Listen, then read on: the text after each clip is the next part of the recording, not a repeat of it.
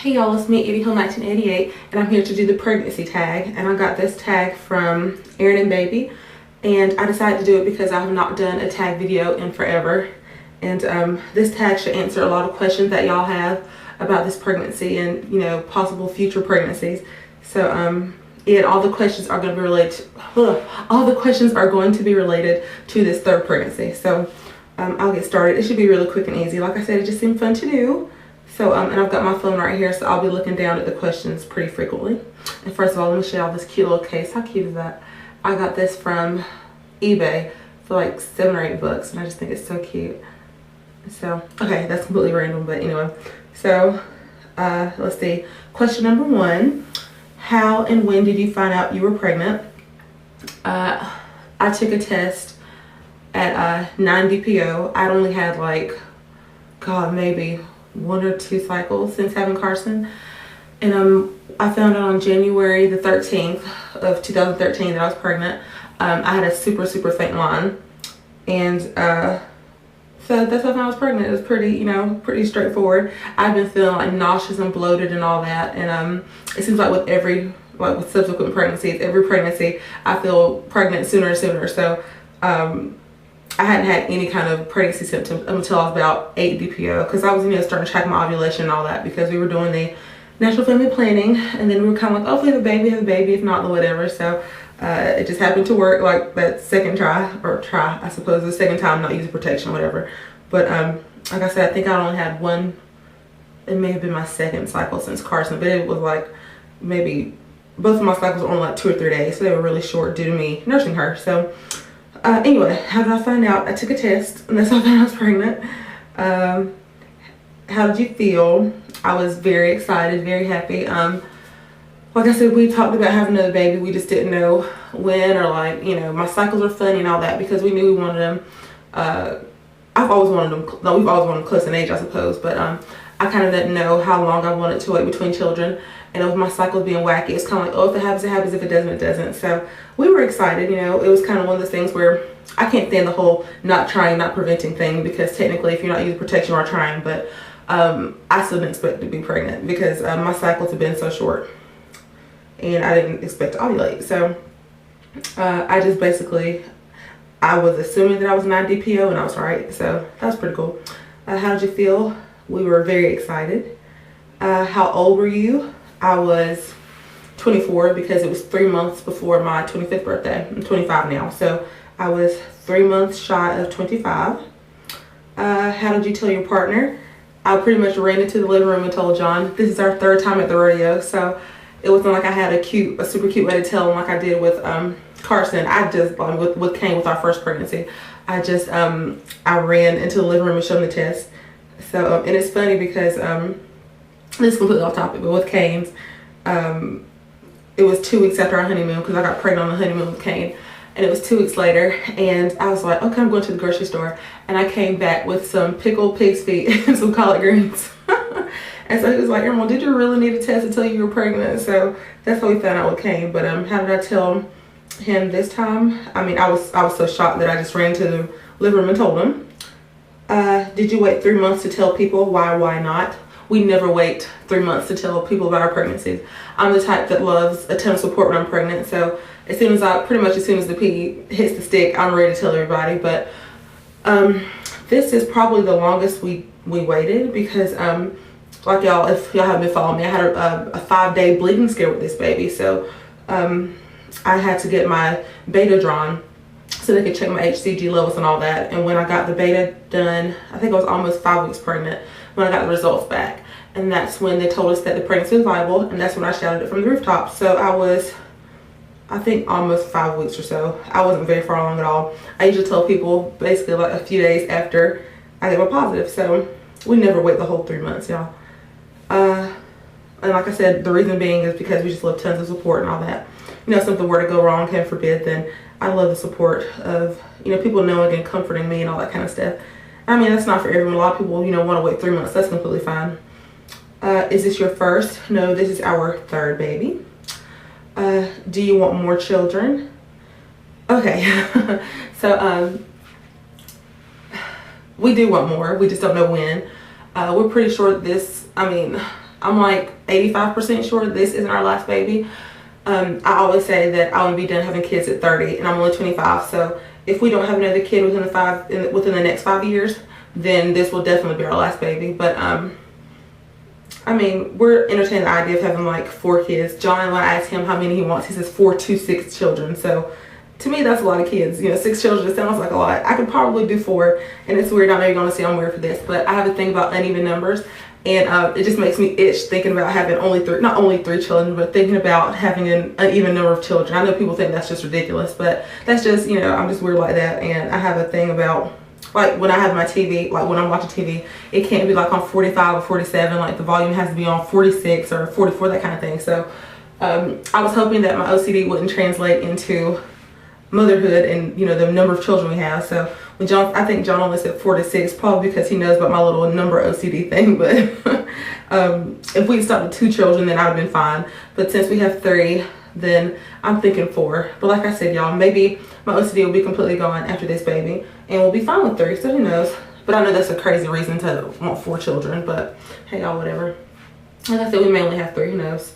We'll have whatever the Lord blesses us with. Let's put it that way.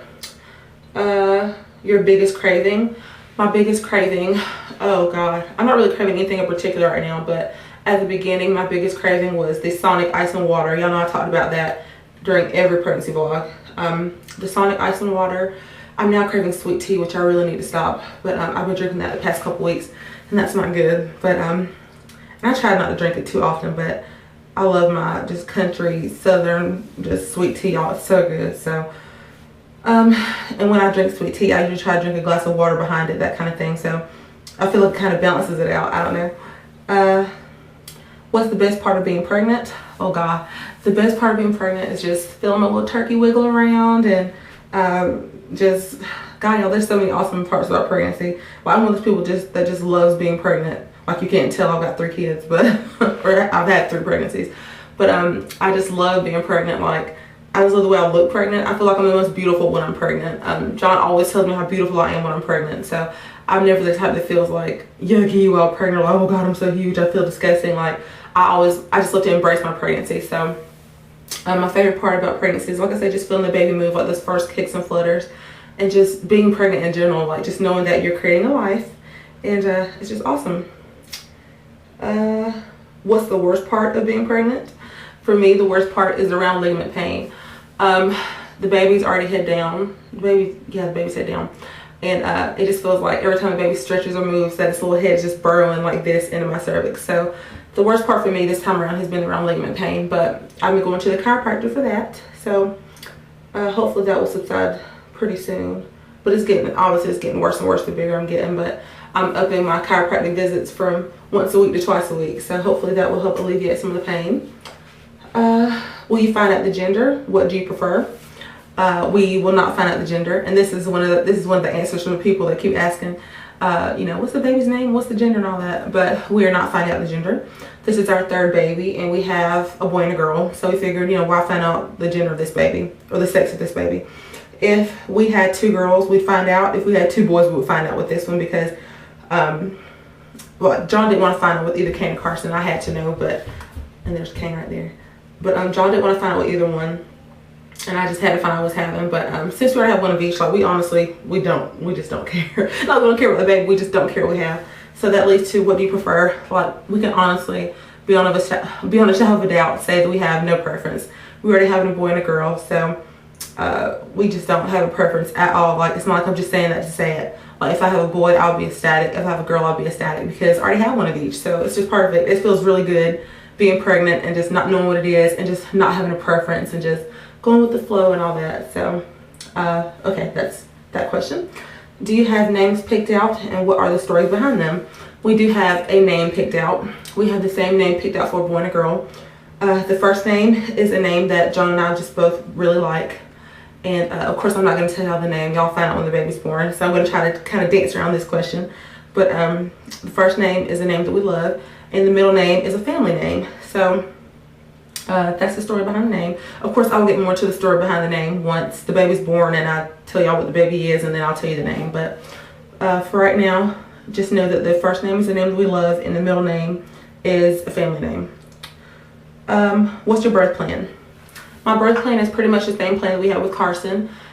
A all-natural birthing center birth, and preferably my water birth this time. I was so close to getting my water birth with Carson. I got out of the water and she was born in 7 minutes. So she was born in 7 minutes after I got out of the water. So I'm like, oh, if I just waited that 7 minutes. But I got really hot in the water and I just wanted to get out and just, you know, just feel cool. So I said this time, I think that's Kane. Mom, open the door. Okay, Kane, hold on a minute. Let me open the door, as he says.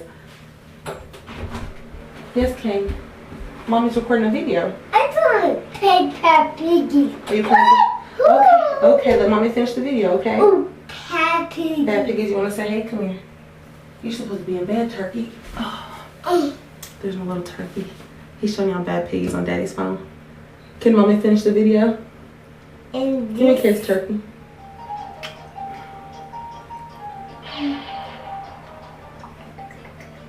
Okay, Stinker, sit right here. Let me finish the video. Then we can go in the living room, okay? He should be in bed, but okay. What question was that on, y'all?